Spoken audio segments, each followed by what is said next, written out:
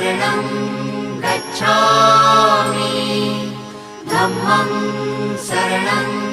गच्छामि संघं शरणं गच्छामि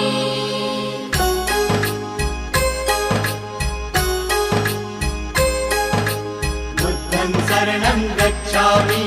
धम्मं शरणं गच्छामि संघं शरणं गच्छामि। त्यागमूर्ती तू शांत चित्त तू योग रूप संसारी दया प्रेम अन मानवतेचे प्रतीक तुझी ईश्वरी सिद्धमूर्ती सिद्धार्थ गौतम सकलांचा स्वामी